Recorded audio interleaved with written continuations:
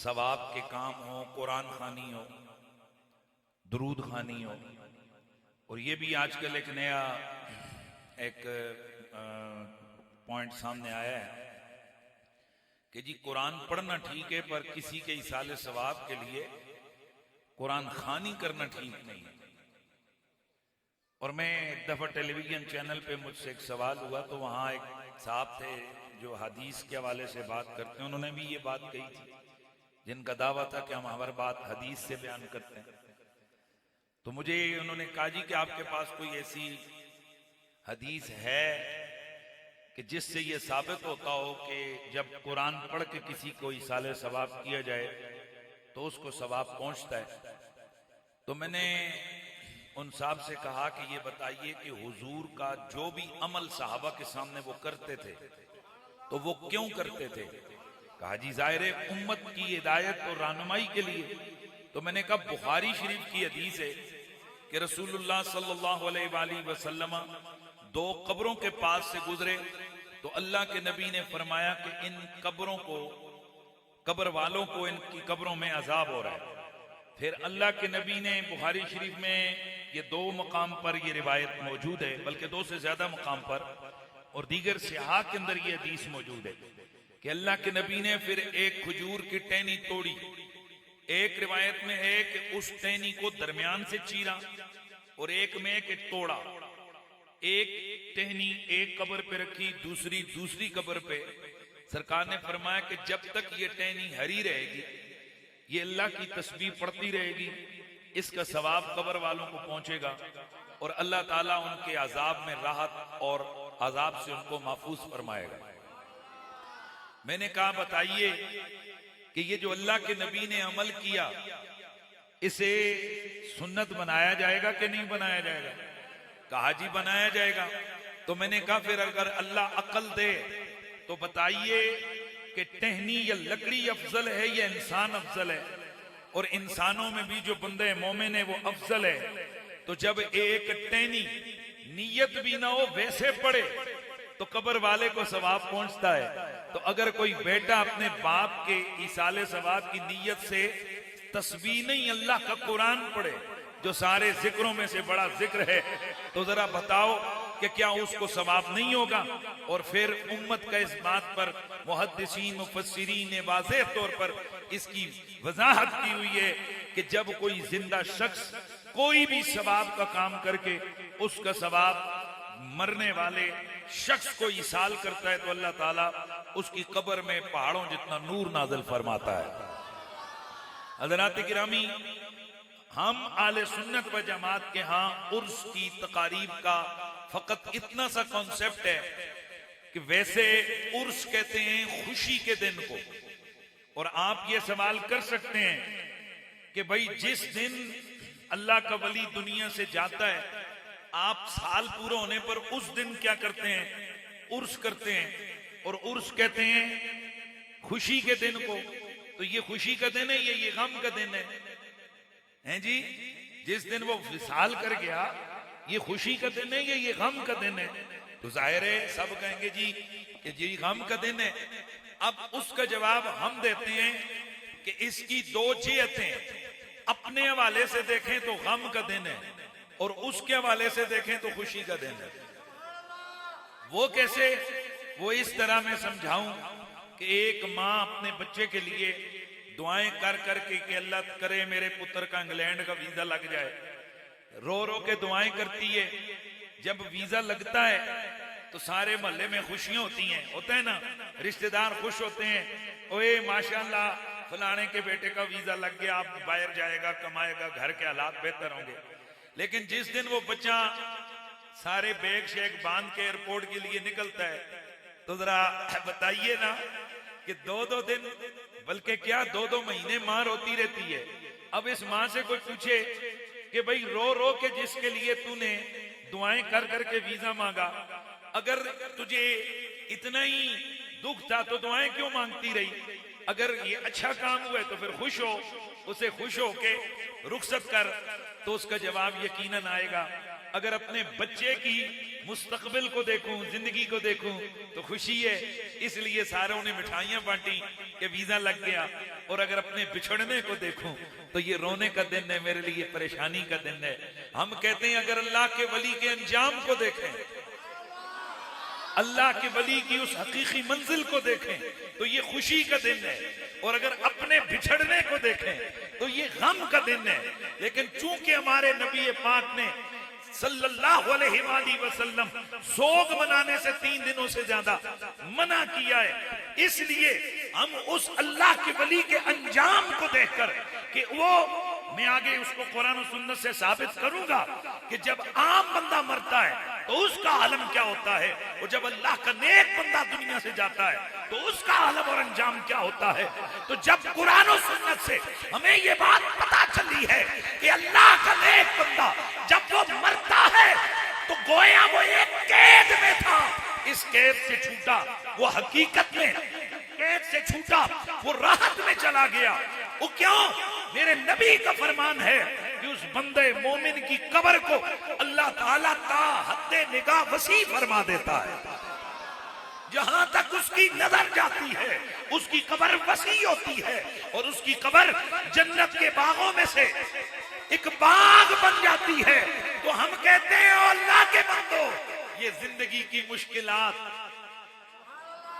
ये गर्मी सर्दी का ये सामना, ये लोगों के ताने, ये जिंदगी की मुश्किलें, इन सारी चीजों से आजाद होकर बंदा अब उस कब्र में चला गया जो 2.5 फुट का गड़ा नहीं है बल्कि जन्नत के बागों में से एक बाग है। जब हमें उसकी नेक जिंदगी की अमाल, उसकी हयात की, उसके किरदार के बाइस हमें मालूम हो गया, हमें ये ज़न्ने गालिब हो गया कि अल्लाह इस बंदे को अपने करम खास की बदौलत जन्नत अता फरमाएगा।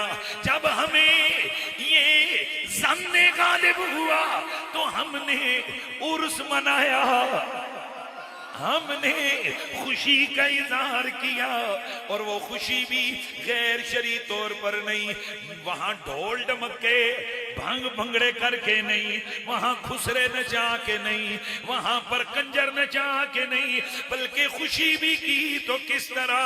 ओ कारी कुरान, तू कुरान की तिलावत कर, ओ नबी के सना खान तू नबी की नात पढ़, तू सहाबा के तज़किरे कर, तू आले बैत के कसीदे पढ़। ओ आलिम दीन, तुम अल्लाह के दीन की बातें सुनाओ, तुम अल्लाह के नबी की मोहब्बत की बातें बताओ। ये जितना भी मामला होगा सवाब मिलेगा, ये सवाब उस अल्लाह के वली की रूह को बख्शेंगे, रूह को पेश करेंगे। ये इजहार खुशी जो है इसे हम आले सुन्नत व जमात अपने उर्फ में उर्स कहते हैं। भाई तवज्जो है ना। तो एक बात तो यहां से ये पता चली कि उर्स वो मनाते हैं जिनको ये यकीन होता है कि हमारा जो मरने वाला बंदा है ये इसकी कब्र जन्नत के बागों में से बाग बने। और ये हर एक के लिए नहीं, आजकल तो बस मजाक बन गया ना, ये हर एक के लिए नहीं। जिस शख्स की जिंदगी ऐसे गुजरे कि बच्चा बच्चा गवाही दे कि बाबे ने जिंदगी गुजारी है, पर क्या जिंदगी गुजारी है। क्योंकि ये जो जुबानें खल्क होती है ना, अल्लाह ताला के नबी ने फरमाया कि अंतुम शुहदा अल्लाह अलल अर्द, तुम जमीन पर अल्लाह के गवाहों में से गवाह हो। तो ये अल्लाह ताला लोगों की जुबानों पर फज़कुरूनी अज़कुरुकुम का रंग दिखाता है। बंदा सारी जिंदगी अल्लाह का जिक्र करता है और उसके विसाल के बाद अल्लाह अपनी मखलूक की जुबानों से उसका जिक्र जारी कर देता है। इसलिए एक बात तो ये पता चली कि उर्स हर जने खड़े दा नहीं होना। यार ऊंचा भी बोलो ना, माशाल्लाह। हर जने खड़े ना नहीं होना। जिंदगी जंगल कब कब के गुजारी होवे ते उर्स नहीं होना। फ्रूट फ्राट बेनमाजगियां गंदे काम कीते होवन ते ए जिहां लोकां दा उर्स नहीं होना। उर्स किन्हां दा हुंदा है कि जिन्हां दी जिंदगी पाकीज़ा गुजरे। जिनकी जिंदगी कैसे गुजरे? पाकीज़ा। कुरान मजीद की मैंने आयत आपके सामने पढ़ी है, उस आयत में भी एक पाकीज़ा जिंदगी का तज़किरा है। अल्लाह ताला कुरान मजीद कुरान रशीद में फरमाता है, मन आमिला सालिहम मिन ज़करिन औ उनसा, जिस किसी ने भी, चाहे मर्द हो या चाहे औरत हो, उसने नेक अमाल किए। अब नेक अमाल सबको पता है, नमाजें हैं, रोजे हैं, मिसवाक है, दाढ़ी है, पगड़ी है, यानी जो भी ये सुन्नतें, फराइज हैं, वाजिबात हैं, ये सारे क्या है? नेक काम है। लेकिन कुरान ने एक शर्त लगाई है, वह हुआ मोमिनुन। ये सारे काम उसने किए, पर ये काम बद अकीदा होके नहीं किए, बल्कि मोमिन बन के किए हैं। उसकी वजह यह है, कोई भी गंदे अकीदे वाला हो, चाहे उसका अकीदा तौहीद के बारे में ठीक ना हो, चाहे उसका अकीदा शान रिसालत के बारे में ठीक ना हो, चाहे उसका अकीदा अजमत आल और असहाब के हवाले से ठीक ना हो, उसका अमल अवाम मंसूरा है, कोई फायदा नहीं है। ए मैं हिंद मिसाल समझावा, ए जियां बेंदा दरिया होवे, बेता दरिया हो, और आपको एक छाननी दे दी जाए और कहा जाए जाओ इस छाननी में पानी भर के लाके ये घड़ा भरो, आप एक दिन क्या, साल क्या, सारी जिंदगी लगे रहेंगे उस छाननी में से, कुएं से या नहर से पानी भर के घड़ा कभी भी नहीं भर सकते। इसके बरक्स अगर आपके पास एक छोटा सा एक बोतल का ढक्कन भी हो ना, अगर उसको भी आप कतरा कतरा लाकर भरते रहें तो बेशक जल्दी न भी भरा, साल बाद भर जाएगा, 2 साल बाद भर जाएगा, लेकिन घड़ा भरेगा जरूर। अब वजह क्या है? वजह यह है कि ये जो ईमान है, जुमला मेरा खुदा के लिए इसको नीचे नहीं छोड़ना है, ये जो ईमान है, ईमान वो खेत होता है जिसमें अमल का बीज उगता है।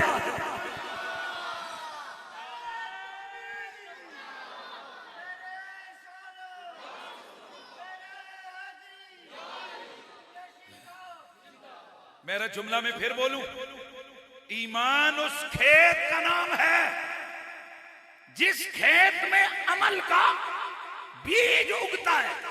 और जनियो, और 50 बोरी कणका दी बंदा घर रखी होवे ते जे खेत कोई नहीं ते बोरियां उत्थे ही रह सन, उन्हां कौन लगवे सी? अपनी जुबान में क्या क्यों कौनियां आने हो ना, कौन लग गए सी? इसका मतलब ये हुआ कि जेड़े जमींदार लोग को तुसों पता है कि बी बाद विच बंदा कटदा है, पहले खेत तैयार करदा है, पहले खेत तैयार करके हल मारने की तैयारी करके फिर बी सट के फिर क्या होंदा है, फिर जनाब तो पहले खेत ते फिर बी। यही वजह है कि पहले खेत होवे ते फिर बी होवे ते फिर फसल तक नजर आंदी। ते जे जने कोल खेत न होवे तो बोरी चाह का उस गली गली फिर नहीं होता है। जैसा गल समझ आ गई है उसे समझे। ओ भाई, अगर उसके पास खेत नहीं है, वो आखे जी मेरे को 2 बोरियां कणका दा बी पे आया, वो बी के कर सी आवाज डासी। हाँ, इस वास्ते जिन्हों को बी भी होंदा है ते जिन्हों को खेत भी होंदे हैं, वो बड़े आराम नाल अपने घर बोरी रख के पैंदे ने। जिसले मौसम आंदा है ते ओ बोरी कड्डी ते उस जनाब बी राया ते फसल तैयार हो गई। ते जिन्हां बेचारियां कोल बी ते जानसर जम होए होए है, लेकिन जिन्हां कोल खेत नहीं है, कदे मशरक ते कदे मगरब ते कदे इस नक्के ते कदे उस नक्के, कदे इस टाके ते कदे उस टाके। आखा जी किधर फिरदे हो? आखे जी ओ प्लाट ढूंढने आ, ओ खेत ढूंढने आ जिथे अमल दा बीज जाके पाना है। ऐ असी कहने आ सबसे पहले ईमान को मजबूत कर। ईमान मजबूत हुआ ना तो लंबी बोरियां न भी हुई। अगर एक एक आए हाय हाय बंदे ने कहा था जिनका ईमान नहीं है उनकी मिसाल उस छाननी की सी है, या और एक उसने मिसाल दी, उसने कहा उनकी मिसाल उस बोतल की सी है कि जिसे तलो सुराख करो वो तो जितना मर्जी पाओ तलो बोलो निकल गया है। और जिनका ईमान सलामत है ना, अगर अमल कमजोर भी है तो उनकी मिसाल उस बोतल की सी है जो है मजबूत है। तवज्जो, उसमें एक कतरा भी डालेंगे वो वहां पर रहेगा। यही वजह है कुरान मजीद बुरहान रशीद हमारी रहनुमाई करता है कि सबसे पहले ईमान जरूरी है। क्यों? किसी मुशरिक और काफिर का कोई अमल अल्लाह के दरबार में कबूल नहीं है। दो शख्स थे मेरे नबी पाक साहिब औलाद की खिदमत अतर में आए, बड़े तवज्जो से सुनने आपने। मेरे सोने नबी, मेरे प्यारे नबी, सरवरे कोनो मकान की खिदमत अतर में मेरे नबी पाक की बारगाह में दो लोग आए, आके अर्ज की या रसूल अल्लाह, हमारा वालिद मरने से पहले वसीयत करके गया था कि अगर मैं मर जाऊं तो मेरे पीछे इतना इतना सदका खैरात करना, हुजूर हमारे लिए क्या हुक्म है? एक कहने लगा मैंने उस वसीयत पे अमल किया, मैंने सदका खैरात कर दिया है, और ये जो दूसरा मेरा भाई है इसने अभी तक नहीं किया। मेरे नबी ने पूछा तो अर्ज की या रसूल अल्लाह, वो मेरा बाप था लेकिन हुजूर आप पर ईमान नहीं लाया था, हालत कुफर और शिरक में दुनिया से गया, मैंने इसलिए उसके पीछे अभी तक सदका खैरात खर्चा नहीं किया कि मैं पहले आपसे पूछूंगा फिर मैं ये काम करूंगा।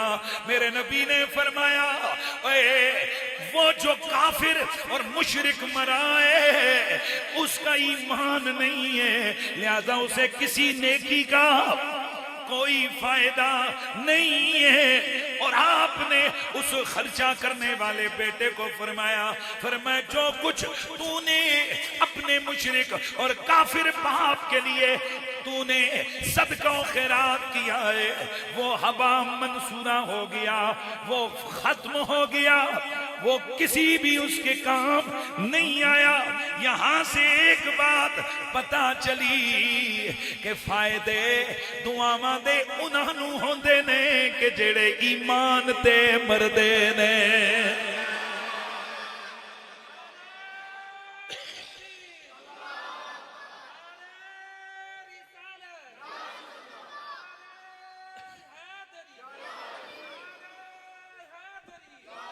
मुशरिक और काफिर उसके मरने पर कोई किसी किस्म का उसे कोई सवाब नहीं होता। यही वजह है कि ये अपने माइंड को सेट करें, कोई हिंदू हो, ईसाई हो, यहूदी हो, मिर्जाई हो, बाद मजहब गैर मुस्लिम हो, वो 1000 अस्पताल बनाए, तवज्जो है, वो 1000 अस्पताल बनाए, वो क्या मतलब मदर टेरेसा और दीगर बड़े बड़े लोग ऐसे कि जो जनाब थे वो गैर मुस्लिम लेकिन उन्होंने बड़े बड़े चैरिटी के अस्पताल बनाए और क्या से क्या हो गया।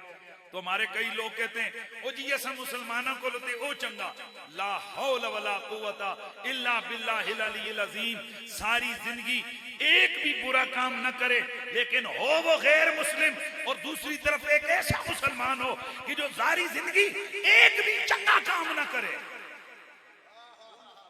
तवज्जो है ओ भाई, एक तरफ वो गैर मुस्लिम हो जो सारी जिंदगी एक भी गलत काम न करे, ना कोई चोरी ना कोई डाका, सारी जिंदगी अच्छे काम करता रहे, कौन? गैर मुस्लिम। और दूसरी तरफ एक ऐसा मुसलमान हो कि जिसने कलमा पढ़ा उसके बाद कोई चंगा काम नहीं किया, न नमाज न दाढ़ी न पगड़ी, चोरी डाका, हर किस्म का गलत काम उसने किया है। अब अगर शरीयत के हवाले से हमसे पूछोगे तो हम कहेंगे वो सारी जिंदगी 6 काम करने वाला काफिर एक तरफ हो और सारी जिंदगी गंदे काम करने वाला मुसलमान दूसरी तरफ हो।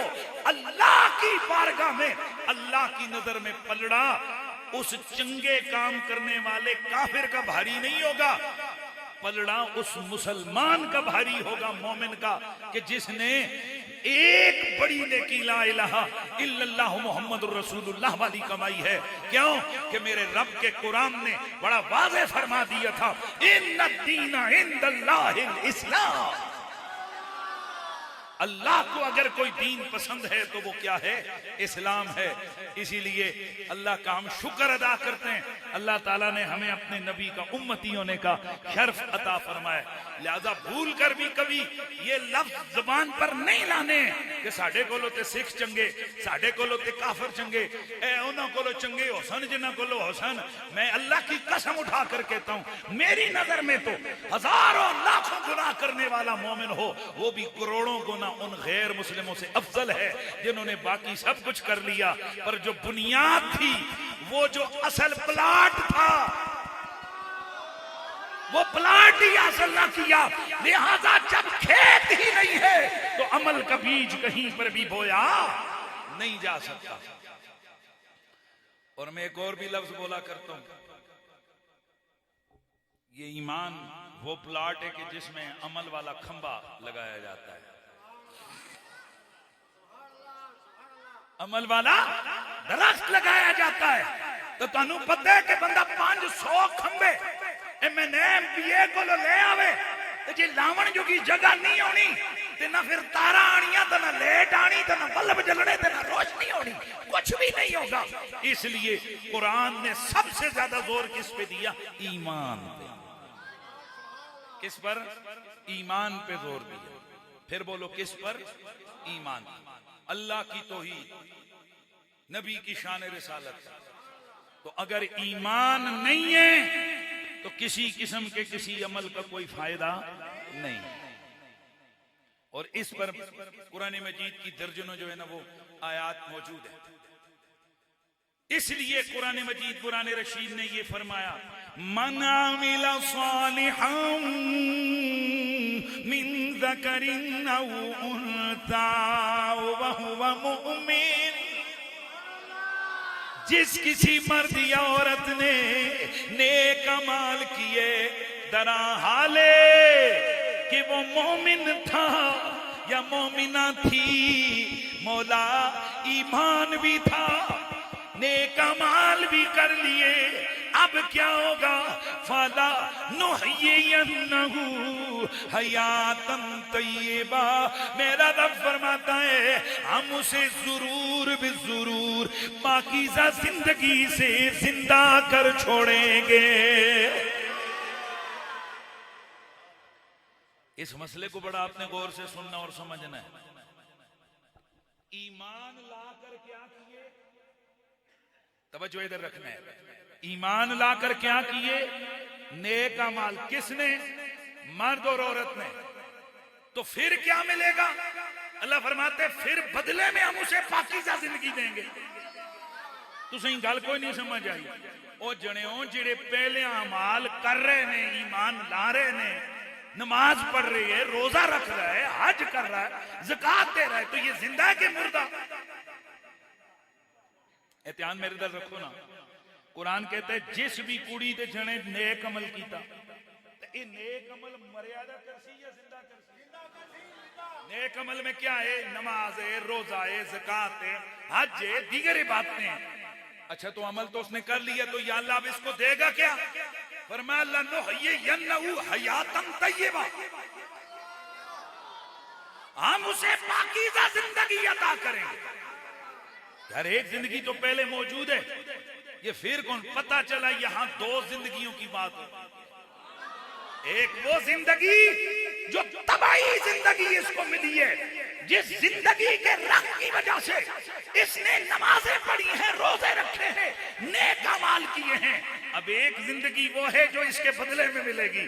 तो यकीनन ये जो बदले में मिलने वाली जिंदगी है, ये पिछली जिंदगी से ज्यादा चंगी होगी। अगर उसी तरह की जिंदगी हुई तो फिर ये तो मजाक हो गया कि भाई बदले में भी वही दो जो पहले मिली हुई है। ये तहसील हासिल हो गया। मालूम चला कुरान की आयत से कि आमाल सालिहा जो लोग बजा लाते हैं ईमान लाने के बाद, पक्के मोमिन होने के बाद अल्लाह उनसे एक ऐसी जिंदगी का वादा कर रहा है जो जिंदगी इस नॉर्मल जिंदगी से ज्यादा पाक है, तैयब है। और वो जिंदगी कौन सी है? अब इस पर हमने देखना है कि वो जिंदगी कौन सी जिंदगी है कि जिस जिंदगी को अल्लाह ताला बदला करार दे रहा है अमाल सालिह और ईमान का। ये कौन सी जिंदगी है? मुफस्सिरीन किराम फरमाते हैं, नंबर 1, इस जिंदगी से मुराद है जन्नत, जन्नत की जिंदगी, क्योंकि जन्नत की पाकीज़ा जिंदगी है। क्योंकि जन्नती जन्नत में जाएगा, वो इस कदर पाकीज़ा माहौल में होंगे कि उस जन्नती को हर चीज वहां मिलेगी। वहां उसकी शादी भी होगी, लेकिन वहां उसको शराबे तहूरा भी मिलेगी, वहां सब कुछ मिलेगा। लेकिन दुनिया की जिंदगी और उसमें बड़ा फर्क है। दुनिया की जिंदगी में बंदा तरसता है, वहां तरसना नहीं है। कुरान कहता है वलहुम मा यशाऊन वलहुम मा यश्तहून। जन्नत के अंदर जो दिल में आएगा, जो जन्नती चाहेंगे, अल्लाह ताला उन्हें वो अता फरमाएगा। इन बच्चों दोनों को उठा दो यार, ये दोनों बच्चों उठ जाओ, इन बच्चों को उठा दो। ध्यान मेरी तरफ रखना है। जो जन्नत में मिलने वाली जिंदगी है वो किस कदर पाकीज़ा जिंदगी है, इस जिंदगी के हवाले से देखना है। नंबर 1, जन्नत में कुरान कहता है वलहुम मा यशाऊन। जो कुछ जन्नती जन्नत में चाहेगा उसको मिलेगा। यार इस बच्चे उठा दो, पुत्र उठ जाना, शरारता बंदा उठ जा। मस्तियां करने में बैठे हैं, बुढ़े हो गए होते हैं, इतना नहीं पता होता कि महफिल च कहीं बैठे। साइड पे हो जाओ, उठा दो यार इसे, साइड पे हो जाओ।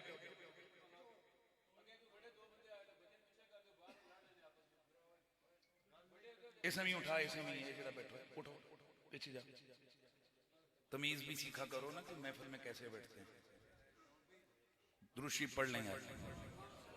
इन दोनों बच्चों को भी दूर दूर कर दें। चलो दुरूशी पढ़ें। अब ध्यान मेरी तरफ रखना है। और फिर इकट्ठे बिठाने, फिर कुलसन हो जाने। अल्लाह दे बंदे हो, किसा गला नहीं पता ने हो यार, बुढ़े हो गए हो, अल्लाह हो गए अंज महफिल खराब करने की गल है। दुरूशी पढ़ो यार।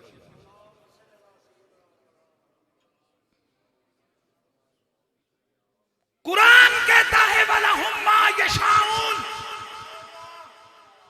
जन्नत में जन्नती को वो मिलेगा जो वो चाहेगा। आए हाय, इस पे सुभान अल्लाह कहे। मैं अगला जुमला बोलूंगा। जन्नती जन्नत में जो, आवाज आवे, जो चाहेगा उसे वो मिलेगा। कौन कहता है? अल्लाह का कुरान कहता है। साहबा किराम ने अर्ज की, या रसूल अल्लाह, अगर कदे जन्नत में किसी जन्नती दा दिल करे कि मैं इथे हल वाणी है, तो फिर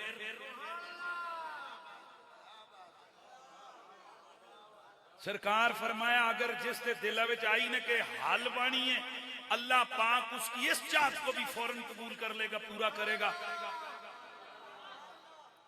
वहीं फौरन ज़मुर्रद के बैल आ जाएंगे, सोने की हल आ जाएगी। लेकिन थोड़ा सा दुनिया के मामले में मामला थोड़ा और होगा। दुनिया में हल चलती है, दाने 6 महीने के बाद, कई महीनों के बाद उगते हैं ना, वहां आगे आगे हल चला रहा होगा, पीछे देखेगा खेत।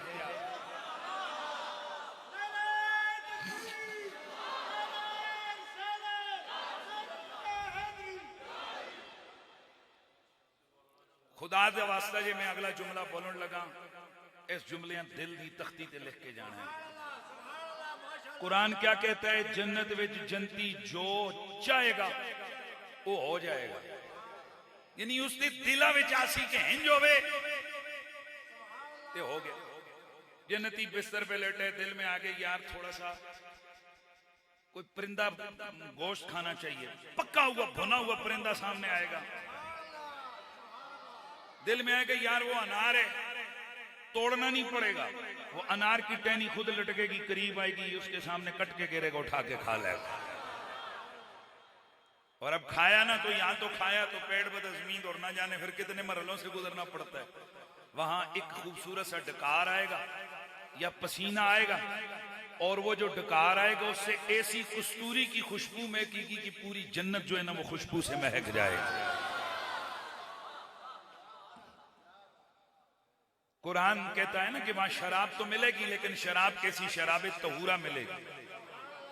इधर की शराब पीने वाला गंदा, मुंह से बदबू आ रही है, गिर रहा है, होश व आवाज नहीं, सर चकरा रहा है। कुरान कहते हैं वहां ना सर चकराएगा, ना मुंह से कोई ओल फोल बकेगा, किसी किस्म की कोई हरकत नहीं होगी। लेकिन अब यार ये ज़हन में रखना है, वला हुम मा यशाऊन, बस खुदा के लिए जो पढ़े लिखे दोस्तों वो एक जुमला दिल पे लिख के लेके जाना है। कुरान कहता है वला हुम मा यशाऊन, नबी की हदीस ने उसकी वजाहत की है कि जन्नती जो चाहेगा उसको मिलेगा। इसका मतलब है जन्नत में कौन कौन जाएगा? जिन्हें नहीं जाना हो ना जाओ, तो मेरा तो इंशाअल्लाह हम रसूलुल्लाह के, जन्नत रसूलुल्लाह की। और वैसे भी नबी पाक ने फरमाया अल्लाह ताला से जन्नत का सवाल किया करो, क्योंकि जो बंदा 3 बार अल्लाह से जन्नत का सवाल करता है ना, तो ये जन्नत भी कहती है या अल्लाह इसे जन्नत दे दे। जब तुम कहते हो ना या अल्लाह मुझे जन्नत दे दे, तो जन्नत भी कहती है या अल्लाह इसे जन्नत दे दे। तुम अजे भी गल नहीं समझ आई। तुम इथे दुआ की है या अल्लाह जन्नत दे दे। आसमानों पे जन्नत को पता लग गया कि जमीन के किस कोने, किस नुकरे, किस पहाड़ी, किस घर के किस कोने में बैठकर, कौन से मुसल्ले पे लेटकर या बैठकर या बिस्तर पे लेटकर, ऊपर चारपाई के अंदर ऊपर लेट के, ऊपर कंबल डाल के अल्लाह से मुझे कोई मांग रहा है। बीवी को साथ लेटे हुए पता नहीं क्या शोर साहब क्या मांग रहे हैं। अगले कमरे में बच्चे को पता नहीं है कि मेरे बाबा इस वक्त अल्लाह से क्या मांग रहे हैं। लेकिन नबी की हदीस बताती है कि जब हम इधर से अल्लाह से जन्नत मांगते हैं, जन्नत को उधर पता लग जाता है। फिर वो भी कहती है या अल्लाह इसे जन्नत दे दे, या अल्लाह इसे जन्नत दे दे, या अल्लाह इसे जन्नत दे दे। ईमान वालो थोड़ा सा होश हवास से जरा तवज्जो से, ईमान वालो, और जब जन्नत को आसमानों के ऊपर पता लग जाता है कि मुझे जमीन के किस नुकरे और कोने में कौन याद कर रहा है, तो जन्नत के मालिकों को पता नहीं लगता कि हम अब पर दुरूद कौन पढ़ रहा है, सलाम कौन भेज रहा है।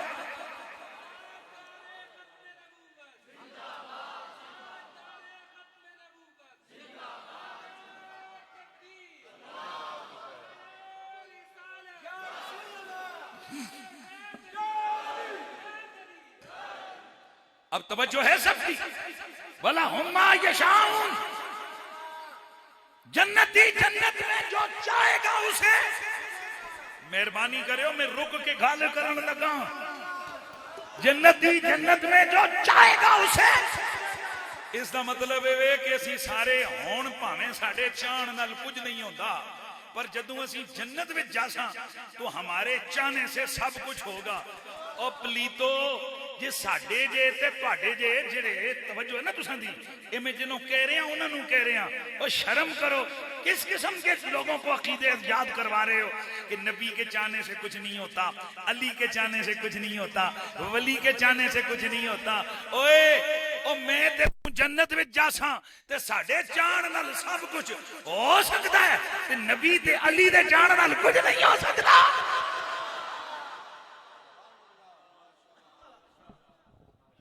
हालांकि मेरे नबी की सही हदीस है, अल्लाह के नबी सरवर कोनो मकान की बीवी मोमिनों की मां हजरत सैयदा आयशा सिद्दीका अफीफा तय्यबा ताहिरा, आप फरमाती हैं कि अल्लाह के नबी सरवर कोनो मकान,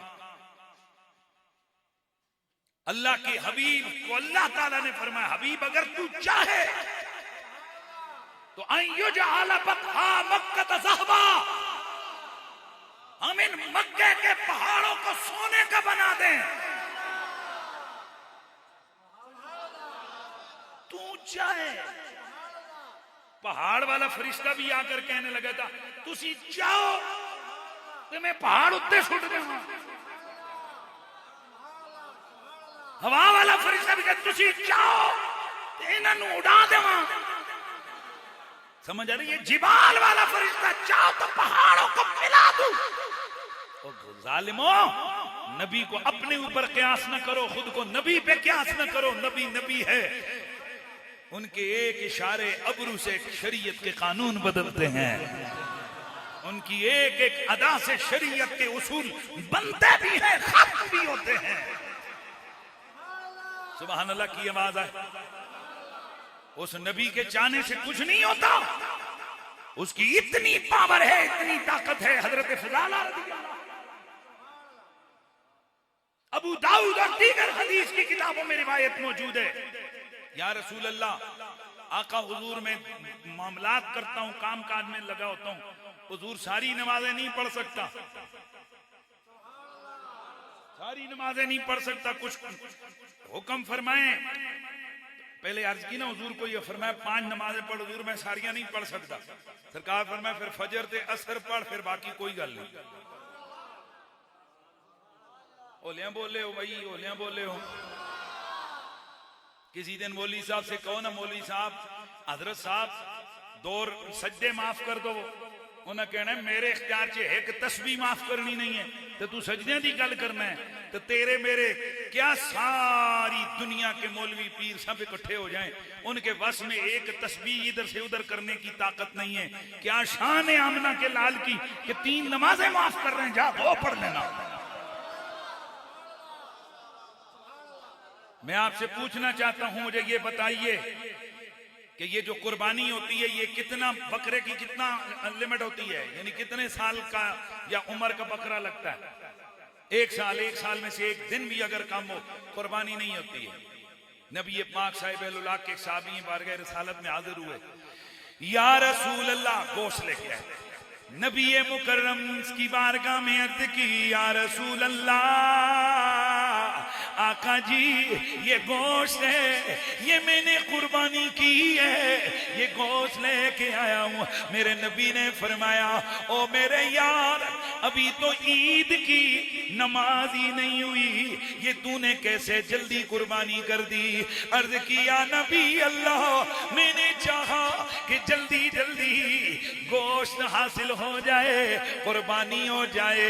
मेरे नबी ने फरमाया, ओ मेरे सहाबी, हर वो कुर्बानी जो नमाज़े ईद से पहले की जाएगी, वो गोश्त तो हो सकता है, वो कुर्बानी नहीं हो सकती।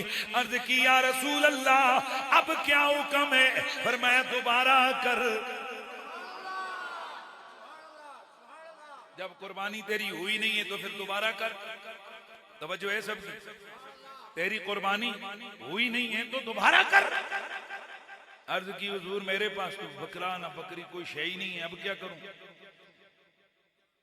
अर्ज की, हुजूर वो जो बकरी का बच्चा बांधा हुआ मैंने 6 महीने का है, ये चलेगा? मेरे नबी ने फरमाया, चलेगा। हुजूर ने क्या फरमाया? चलेगा, चल कर ले, लेकिन कैद लगाई, फरमाया सिर्फ तेरे लिए और सिर्फ आज के लिए। वाह वाह वाह वाह वाह, कुर्बान जाए आमना के लाल की अजमत पर, आमना के लाल की ताकत पर। वो जो चाहे वो हो जाता है, चाहे हलाल हो जाए चाहे हराम हो जाए। आप किबले की तरफ, बैतुल मक़दस की तरफ मुंह करके नमाज पढ़ रहे हैं, लेकिन दिल में एक चाहत है कि मेरा किबला काबा हो जाए, मेरा किबला कुरान मजीद, कुरान रशीद।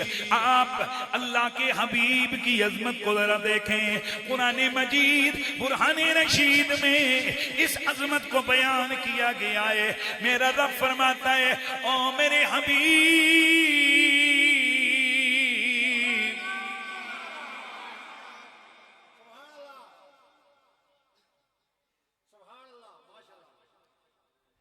हमने नमाज के दौरान जो तेरे दिल में ख्याल आया, हमने तेरे दिल में आने वाले ख्याल को देख लिया, सुन लिया। फलानुवल्लियन्नका क़िबलतन तरदाहा, अब हम तेरा मुंह उधर फेरेंगे उस किबले से जो किबला तुझे। नबी के जाने से कुछ नहीं होता है, तक नबी जो चाहता है अल्लाह वो कर देता है। इसीलिए तो फिर बरेली से आवाज आई कि निकली जो मुंह से तेरे वो बात हो के लगी,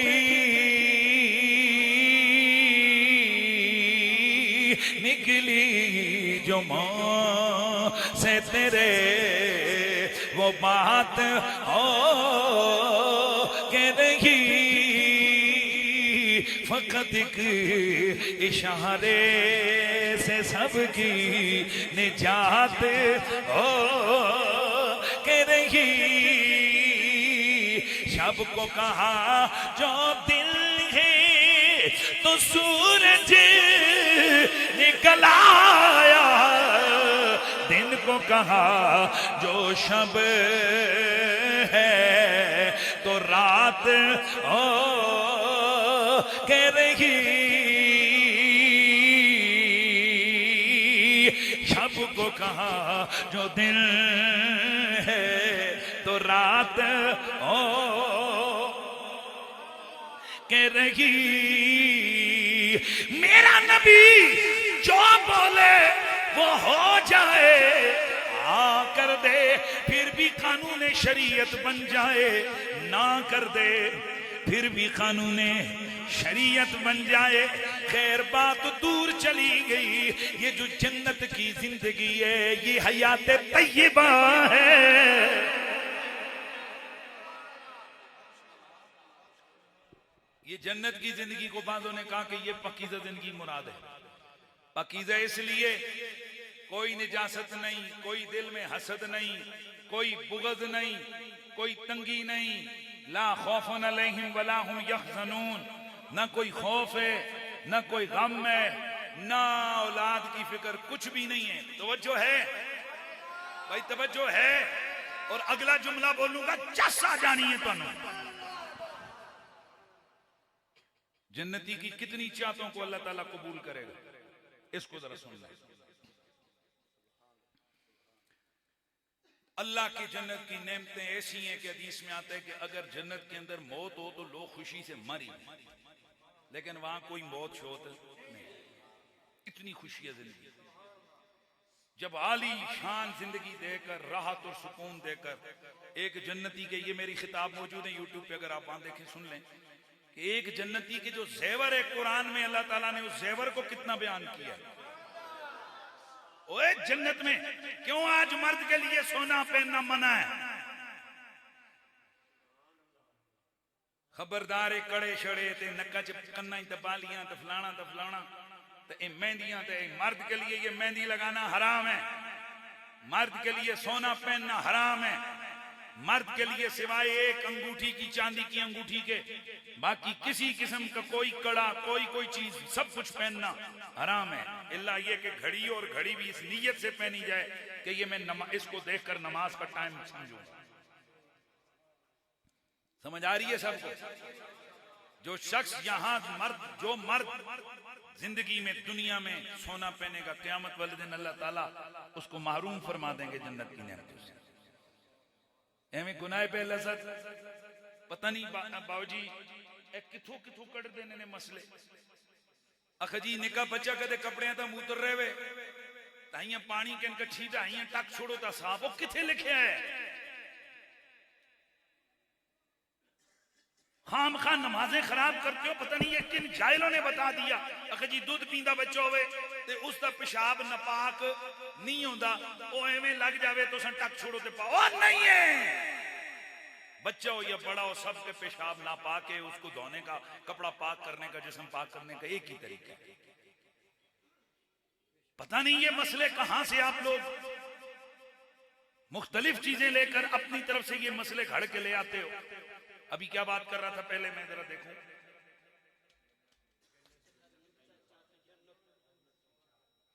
सोने के हवाले से बात कर रहा था एक नवी गल अस सुनी अख जी बस एक सोने ही अंगूठी किधरे सफर ते जाओ ते पा सकते हो इस नीयत नाल कि ताकि अगर राज कोई गड़बड़ हो तो उस बेच का ते अपना काम करा राज की गड़बड़ हो भाई जे डाकुओं तेरे पैसे लुट के देते अंगूठी छोड़ सन किस किस्म की लायानी बात है फिर उसे तेरे अबेरा सुन दुकान रखी हुई है कि जिथे जाके तू अंगूठी बेचनी ये सब लायानी और मन गढ़त बातें सोना थोड़ा हो या ज्यादा हो मर्द के लिए पहनना हराम है इल्ला ये कि वो मेडिकली किसी इलाज के लिए जैसे बाद औक़ात दांतों के वो लगाने के लिए ये किसी और कोई ऐसी मेडिकली कोई चीज जरूरत पड़ गई है कि जिसकी वजह से डॉक्टर ये सजेस्ट कर रहे हैं कि वहां कोई और धात नहीं लगेगी, वो सोने की कोई तार शार के साथ वो सिलसिला होगा, उसकी एक इजाजत है और वो भी जरूरत के तहत वो इजाजत है। बाकी किसी मर्द के लिए सोना पहनने की कोई इजाजत नहीं है। तो मैं कह रहा था कि जन्नत में जो नेमतें मिलने वाली है ना, सोने आया आया आया आया फिर गल फिर आ गई। चलो अगे गल, मर्द के लिए सोना पहनना पक्का। तो अगर मैं आपको दूं भाई साहब के सोना पाओ तो पासो, मौलवी ना देता है हराम। न मौलवी को अवाम दे वो पहन सकता है, न मौलवी अवाम को दे तो कोई अवाम पहन सकती है। ये कोई दलील नहीं मौलवी ने मियां सोने दी अंगूठी दी। मैं जल्दी जल्दी बात करने लगूं, आपको मजा आने वाला है। मेरा नबी हजरत सैयदुना सिद्दीक़ अकबर रदी अल्लाह ताला अन्हो की मैयत में मेरे आका हिजरत के लिए मक्के से मदीने रवाना हुए। 3 दिन गारे सोर में गुजारे, 3 रातें गारे सोर में गुजरी। फिर मेरा नबी वहां से जाने भी मदीना रवाना हुए। इधर मक्के वालों ने ऐलान किया कि जो कोई मोहम्मद को जिंदा या मुर्दा, माज़अल्लाह ये उन काफिरों की वर्णन गई नहीं, उनके नजदीक मुर्दा होता है ना, मान सुनियो, मुसलमानों के नजदीक नबी मुर्दा नहीं होता। जो कोई मोहम्मद को जिंदा या मुर्दा लेके आएगा उसे 100 ऊंट इनाम में दिए जाएंगे। ते वेले नू की चाहिए और सारे मक्के दे वेले इनाम के लालच में घोड़े लेकर निकल खड़े हुए। चुनाचे एक वेला जो एक कौम का सरदार भी है, ये उस वक्त सुराका बिन मालिक, नाम क्या है, सुराका बिन मालिक। इसको भी ये 100 किलोमीटर दूर मक्का शरीफ से इसका कबीला है। तो इसके तक भी पैगाम पहुंचा कि भाई इस तरह मोहम्मद सल्लल्लाहु अलैहि वसल्लम वो इस तरह हैं और उनके लिए मक्के के लोगों ने तलाश शुरू की हुई है। और तो इनके जो ना गुलाम ने आकर कहा कि भाई इस तरह 2 बंदे वो जो है ना आगे रास्ता जो किनारे किनारे वहां से समुद्र के किनारे किनारे वो गुजर रहे हैं, तो कहीं ये वही नहीं है। तो ये कहने लगा, उधर और लोग भी थे, तो ये सोच करके यार अगर इन्होंने पता लगे भी नाल हो संते नाम बढ़ना पेगा। तो कहने लगा इथों किधर आए, एवं तू कोई और आम मुसाफिर तक क्या होना है, चल जा। ओके जी, खत्म हो गए बात। खुद किस्मत आजमाई करने के लिए, खुद किस्मत आजमाई करने के लिए घोड़ा निकाला, तीर निकाले, तलवार अपने असले से लैस होकर ये उसी जानिब चल पड़ा। सरपट घोड़ा दौड़ाता जा रहा है, उधर घोड़ा करीब आ रहा है। अबू बकर सिद्दीक ने जब देखा कि एक घुड़सवार करीब से करीब तर आ रहा है, आप डर गए। मेरे नबी पाक ने फरमाया, ओए अबू बकर ला तहज़न इन्नल्लाह माना, और डरना किस बात का, अल्लाह हमारे साथ है। चुनाचे अचानक घोड़े को ठोकर लगी, सुराका बिन मालिक नीचे गिर गया। तो उस वक्त ये लोग फौरन फाल निकालते निकला, इसने तीर रखे हुए थे फाल निकालने के लिए, तीर निकाले, फाल उल्टी निकली। दिल ने कहा चल निकल जाता हूं, फिर दिमाग ने कहा भाई इतना 100 ऊंट है, ये शायद वैसे ही गिर गया वो घोड़ा। दोबारा घोड़े पे बैठा, फिर आगे बढ़ा। जब रसूलुल्लाह के करीब पहुंचा तो वहीं पे घोड़ा जमीन में धंस गया। जमीन ने घोड़े के अगले पांव को जनाब जकड़ लिया। इसने पीछे से आवाज लगाई, ए बेहतरीन मुसाफिरो, मेरा नबी मुतवज्जे हुए। सुराका बिन मालिक खुद फरमाते हैं कि मुझे यकीन हो गया कि मोहम्मद सच्चे हैं, मोहम्मद सच्चे हैं और इनका दीन दुनिया में फैल के रहेगा। चुनाचे इसने आवाज लगाई, ओ मुसाफिरो, ए मोहम्मद आप अल्लाह से दुआ करो, अल्लाह मेरे इस घोड़े को और मुझे जमीन से निकाले। मेरे नबी ने जमीन को हुक्म दिया, छोड़ इसके पांव।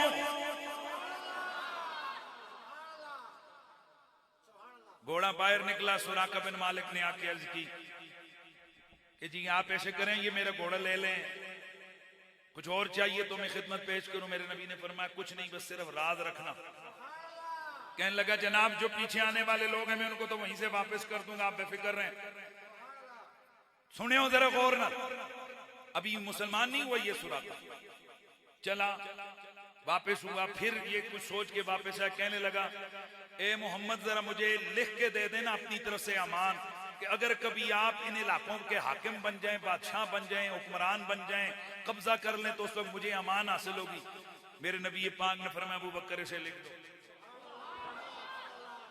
तो एक चमड़ा उसके पास था, उसके घोड़े की खर्ची में, उसने उसी के ऊपर लिखवाया। अबू बकर सिद्दीक ने उसे लिख दिया। बाद रिवायतों में आता है कि अबू बकर सिद्दीक के गुलाम थे जो साथ आमिर बिन फुहैरा, उनके पास कोई चीज थी जिस पर उन्होंने उनको लिख दिया अमान। अब सुनिएगा, सुराका बिन मालिक जब चला, अब पहले ये मुड़ के आया था, पीछे से मेरे नबी ने आवाज लगाई कैफा बिकैया सुराका इज़ा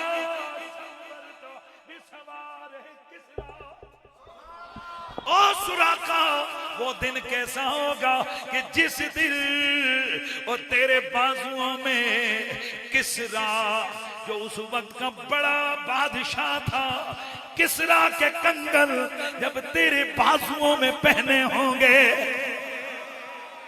उसका ताज तेरे सर पे होगा, उसका पटका तेरी कमर में होगा, पट्टी। ओ भाई जी ओ सुराका, वो दिन कैसा दिन होगा जिस दिन तू बादशाह किसरे फारस, यानी उस वक्त की दो सुपर ताकतें थी, एक रूम की ताकत और दूसरी ईरान की ताकत, जिसे फारिस कहते थे। तो फारिस के बादशाह को किसरा कहा जाता था।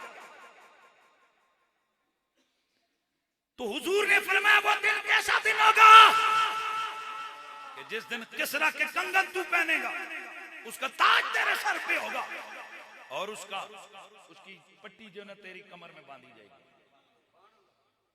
इसने हैरान होकर पूछा, कहने लगा वो किसरा हुरमस। चला गया, वक्त गुजरता गया। बाद अज़ां ये जो फतेह मक्का हुआ, तवज्जो है सबकी, फतेह मक्का हुआ। फतेह मक्का के बाद फिर जंग हुई, जंगे हुनैन हुई। फिर मेरे नबी पाक ने कबाइल का मुआसरा किया। फिर उसके बाद हुजूर जाराना के मुकाम पर 3 दिन ठहरे। 3 दिन उसमें दाएं बाएं के तमाम कबाइल, उनको कहा गया कि या तो वो आए और जनाब अपने फिदिया वगैरह देकर अपनी जान छुड़ाएं, और बाकी पूरा जो ना हुकूमत वहां कायम की गई। तो वहां पर लोगों ने देखा कि एक बंदा आ रहा है। आगे जो सहाबा इकराम खड़े थे उन्होंने रोका, कहने लगा हट जाओ।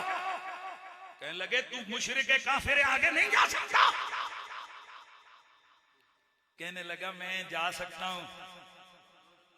कहा कैसे जा सकता है।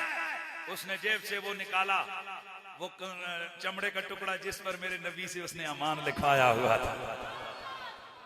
कहने लगा ये अमान पहले की लिखवाई हुई है। अब जरा जुमला सुनते जाओ। हुजूर का विसाले बा कमाल हुआ, अबू बकर सिद्दीक का विसाले बा कमाल हुआ। नबी पाक ने अपनी हयात तय्यबा में हर मर्द के लिए सोना पहनना, बोलो हराम कर दिया। अंगूठी पहनना हराम, कंगन पहनना हराम, जेवर पहनना हराम, हर चीज का सोना पहनना मर्द के लिए हराम करार दे दिया गया। हजरात तवज्जो फरमाइएगा, मर्द के लिए सोना पहनना हराम करार दे दिया गया। हुजूर के जमाने में दौर आया अबू बकर सिद्दीक का, दौर आया हजरत उमर का। हजरत उमर के दौर में जिस वक्त किसरा कत्ल हुआ, फारस फतह हुआ, तो किसरा के कंगन, सोने वाले कंगन और उसका ताज और उसका वो जो लिबास था, वो मदीने में मस्जिद नबवी में आया। तो हजरत उमर ने फरमाया बुलाओ सुराका को।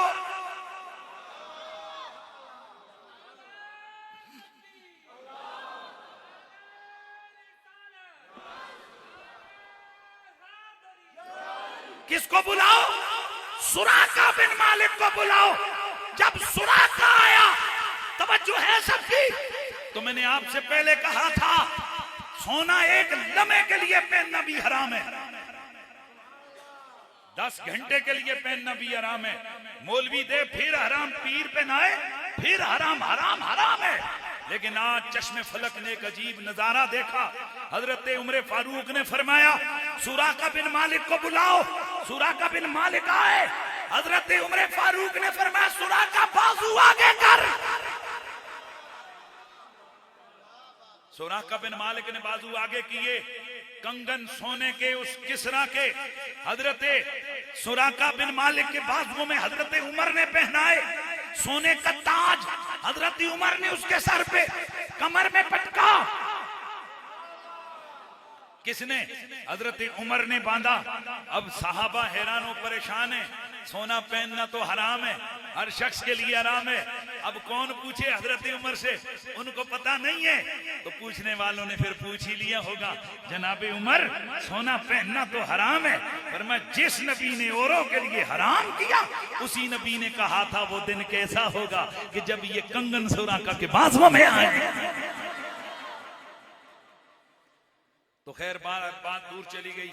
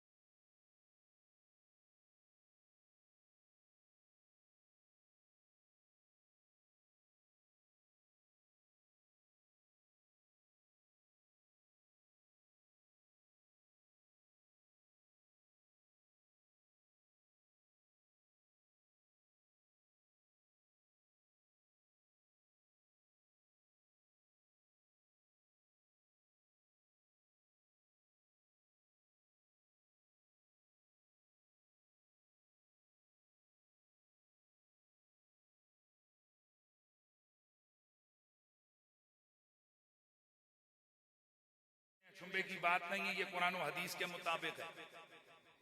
हुजूर ने फरमाया कुल्लु सबबिन व नसबिन यनक़तु। केड़े केड़े तुहाडे जिथे जेड़े बैठे हो हाथ चाहो जरा मैं तक लवां, जेड़े अवान हो मलक अवान। अच्छा माशाअल्लाह। आजी शबराज माशाअल्लाह, शबराज सुभान अल्लाह। आजीजा बेटे अवान। मैंने बाबा जी का तारफ पूछा, बोला जी ये सारे इलाके के अवानों के जद हैं बाबा जी गाजी, जो बाबा हिंद शाह गाजी अवानों की जद हैं। कभी अपने बारे में पता चले कि अवान तुम्हें कहते क्यों हैं?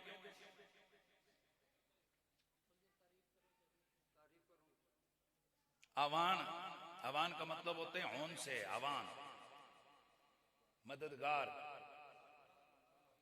और ये असल एक नारा लगाया था तुम्हारे दादाजी ने, और ये नारा लगा था करबला के वाक़े के बाद, जब करबला के मैदान में इमाम अली मकाम इमाम हुसैन अलैहिस्सलाम बेदर्दी के साथ अपने बच्चों, अपने भतीजों और दीगर साथियों की हमराही में शहीद कर दिए गए। तो उस वक्त हजरत मोहम्मद बिन हनफिया जो हजरत मौला अली के बेटे हैं और अवानों की जद हैं, उस वक्त उन्होंने जिस वक्त ये देखा कि इतना बड़ा जुल्म हुआ, तो फिर आपने उस वक्त आवाज लगाई थी, फरमाया था नहनु आवानो आले मोहम्मद, ए सरकार दे बच्चियां दे मददगार असियां, असियां इन्हां दा बदला लवांगे। ये उठो रहा शुरू होया अवान। अवानों की रगों में खून मौला अली का है। वो आरामी पुत्र होंदा जेड़ा अपने अब्बे जादा ना सियाणे, ते जिन्हां दा प्यो अंग्रेजां दे कुत्ते नला के कोई मलक चौधरी बनया होवे ना, बड़ा बड़ा कोई बनया होवे सरदार, ते उसकी अगर नस्ल सारी जिंदगी आनी माड़े दादा होरी फलानी जगह नहीं करने सन, तो जिन्हां दा दादा फाते खैबर होवे, अपने दादे को पहचानो। अगर किसी अवान के सामने मौला अली का जिक्र हो या सरकार के बेटों का जिक्र हो, सैयदा ज़हरा पाक के उनके बच्चों का जिक्र हो, तो उसकी तबीयत खराब होवे। मैं तानू अल्लाह दे घर च बह के कसम चुक के कह रहा, उसके नस्ब को चेक करो, जरूर पीछे कोई ना कोई गड़बड़ निकलेगी, ओरिजिनल अवान नहीं है। क्योंकि ओरिजिनल अवान हो गई वो जो अली से प्यार करेगा। वो केड़ा पुत्र है जिस अपने प्यो नाल प्यार नहीं होता यार, केड़ा पुत्र। तो इसका ये मतलब नहीं कि मैं यहां खानदानी बात कर रहा हूं। मेरा दादा नहीं है मौला अली, मैं हाशमी खानदान से ताल्लुक रखता हूं। हजरत अब्बास रज़ी अल्लाह तआला अन्हु तक मेरा शजरा जाता है। लेकिन याद रखें, मौला कायनात मौला अली पाक की औलाद बिलखुसूस फातिमी औलाद तमाम सहाबा की औलादों में से सबसे अफजल है, क्योंकि उनकी रगों में खून मेरे रसूल का है। इसलिए हम सादात का अदब करते हैं। और ओरिजिनल जो अमान होता है ये उसकी रगों में, जिस तरह कहते ना जेड़ा ओरिजिनल पठान होवे तो उसकी रगां च गैरत भरी होंदी, जेड़ा ओरिजिनल सैयद होवे ते उसकी तबीयत में सखावत होती है। इसी तरह जेड़ा ओरिजिनल अमान होवे उसकी रगों में आले मोहम्मद का अदब होता है और मोहब्बत होती है। इसलिए ये मुमकिन ही नहीं है कि अमान जना होवे ते सईदा दा दुश्मन होवे। मुमकिन ही नहीं है जना सही एक नंबर अमान होवे ते अपने प्यो दा जिक्र करना या लेंदे खिलाफ होवे हैं। इसीलिए हम कहते हैं, कहते रहेंगे और ये सदा लगती रहेगी कि मंजर फिजाए दहर में सारा अली का है। मंजर फिजाए दहर में सारा अली का है। दुनिया का हर वली गदा है मौला अली के दरबार का। यहाँ माशाअल्लाह उस्तादुल उलमा मौलाना रियाजुद्दीन चिश्ती साहब यहाँ तशरीफ फरमाए। ये आजकल तो नए नए छोटे छोटे बच्चे शच्चे थोड़े मदरसे में गए 2-4 साल ला के आवाजा शवाजा यहाँ छोकड़ा ठल्ला फल्ला। उन्होंने के पता है कि जिस वेले रियाज चिश्ती साहब ते असां जदों इन्हां इलाकियां में सरकार दे दीन और मसलक अहले सुन्नत दा नारा बुलंद कीता ते कितना मुश्किल काम सी।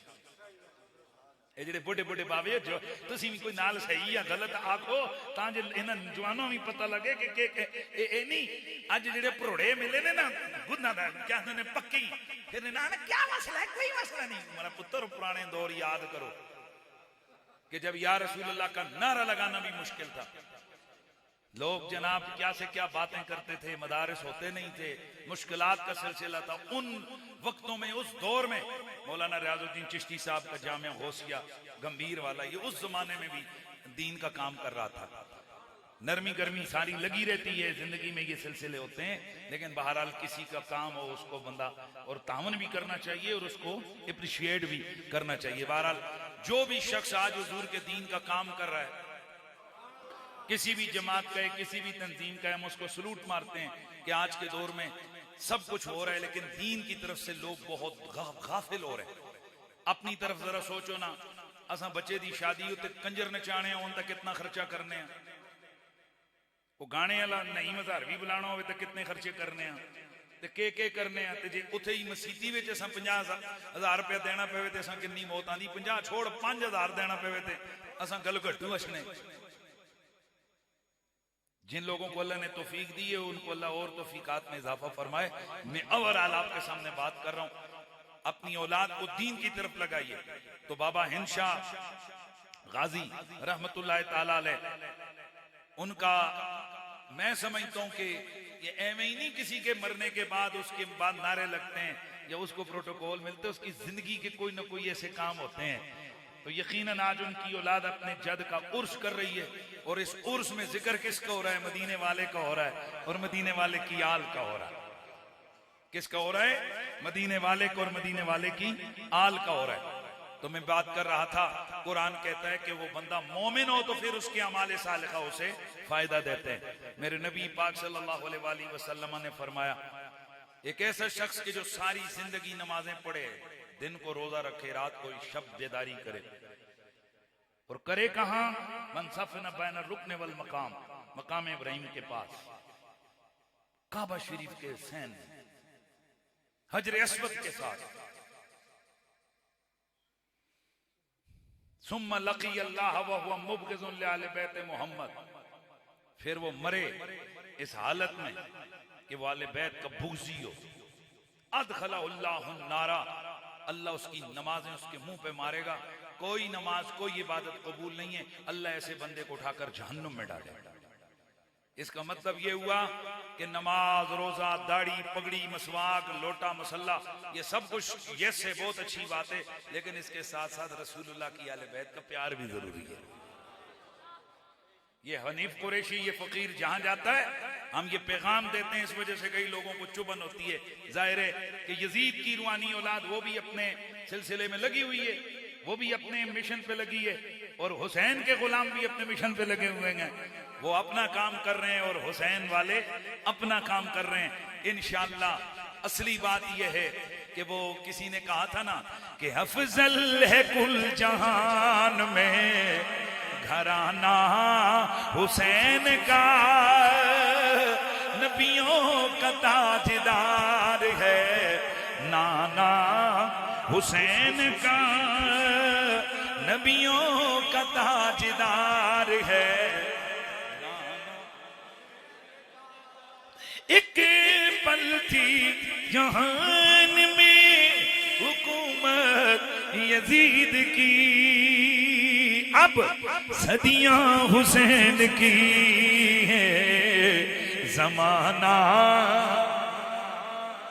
बोलो बोलो, सदियां हुसैन की है जमाना। तो मेरे नबी पाक ने फरमाया था अपनी औलाद को 3 चीजें जरूर सिखाना, नबी का प्यार सिखाना, आले बैत की मोहब्बत सिखाना और कुरान की तिलावत सिखाना। सारे हाजिर हो, दिमाग रखे हुए तुसी बुजुर्गों औलाद न, चलो कुरान का सिखासो, सुपारा पढ़ासो, अल्लाह बैत तय पढ़ासो, आले बात आसो, तो प्यार किस तरह सिखासो? ये कोई किताबा ही लिखा होया कि हे प्यार पे ये लोग पे कैसे सिखाओगे? उलमा फरमाते हैं कुरान पढ़ पढ़ के सिखाया जाता है और प्यार कर कर के दिखाया जाता है। औलाद को कैसे पता चलेगा कि आले बैत का प्यार कैसे करना है? क्योंकि औलाद जब देखेगी यार मेरे अब्बर ही सुबह शामी हुजूर दा ना आछना ते झुमी गछने, इधर देखो,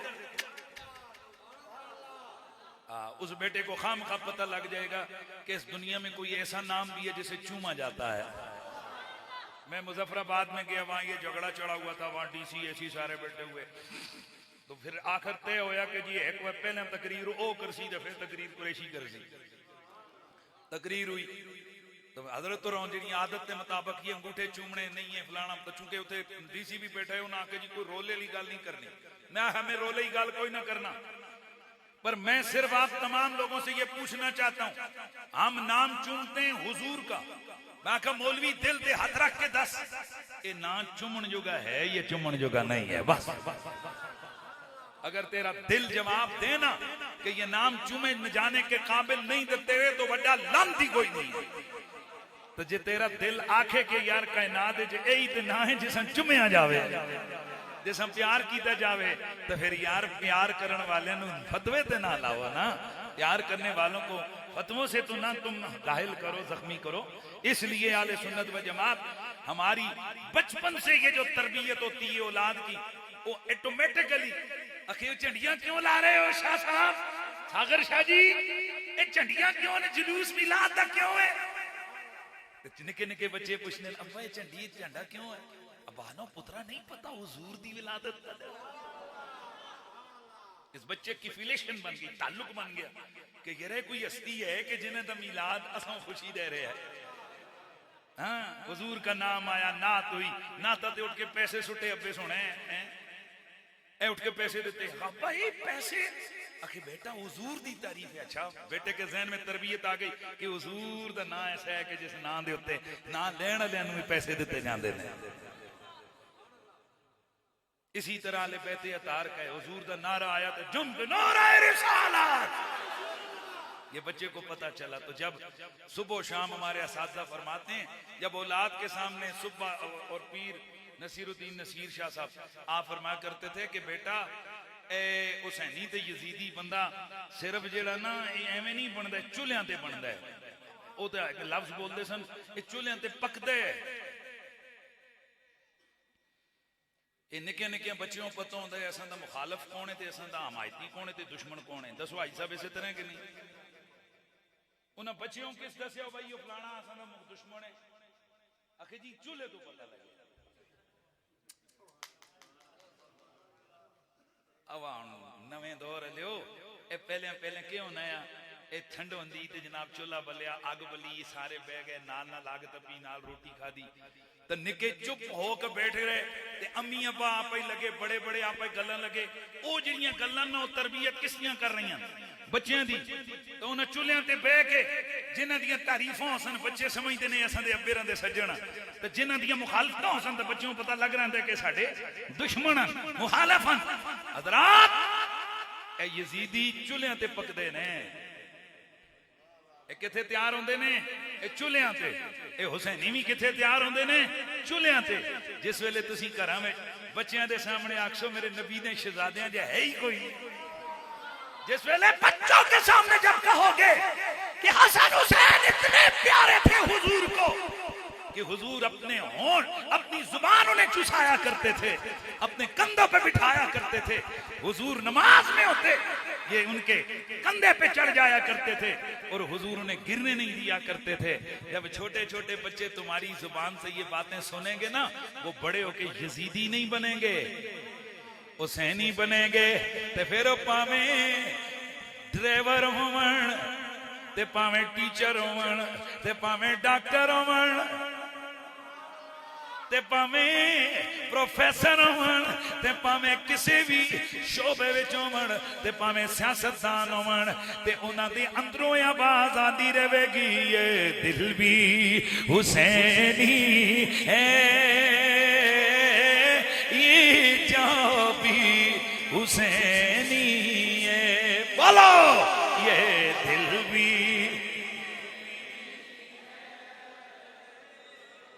ये जहां भी हुसैनी है ये दिल भी हुसैनी है ये जहां भी हुसैनी है।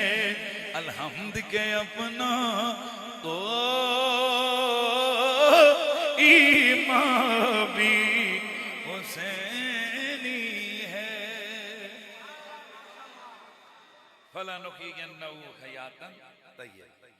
हजरत किबला मौलाना रियाजुल हसन चिश्ती साहब दीगर जितने उलमा हैं और बिलखुसूस हजरत किबला से ये सागर शाह साहब वो आए ने रौनकन लगी सादात की उलमा की इज्जत करें बुजुर्गों की इज्जत करें 5 वक्त की नमाज पढ़े नमाज में कोताही ना करें और ये जड़ियां दाढ़ी मुंदे अल्लाह दे बंदे ने दाढ़ियां मुनना छड़ दो ये सुन्नत का कला काम ये गुनाह है गुनाह कबीरा है। हुजूर को दाढ़ी पसंद थी हुजूर कंघियां करते सन तेल ला के रखते सन असी सुबह संभो उठा तो मुन छोड़ा क्यों पाई एक दिन की जने जागतों में आको क्यों मुन्ने असल मेरे घर वालों को पसंद नहीं है बंदा कहने ना छोटी ते तो भी कुट्टे ते घर लिया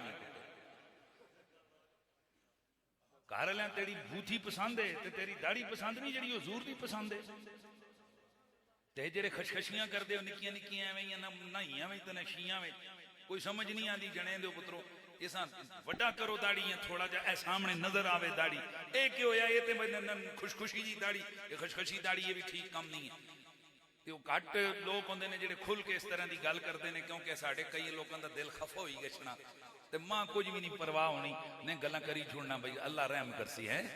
मैं कहला कोई तुसों कोलो इत्थे कोई जनाब अपनी वोटां मंग रहे हैं जणियो मैं तुसों दस रहा कि नमाज भी पढ़ो वालदैन की खिदमत करो तो सब तो बड़ा पीर इस जमाने में तुहाडी मां है वालद की खिदमत करो। अब भुखा मरे तुसीं जुल के दरबारां ते चादरां चाड़ो जाने दे पुत्रो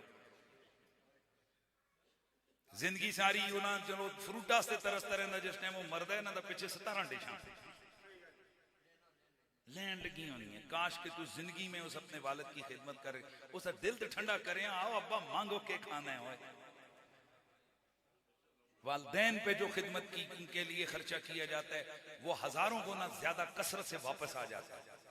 बाणे ढूंढ ढूंढ के अब्बे ते अम्मा ते खर्चा कीता करो जालमो गल ही नहीं समझ आती है।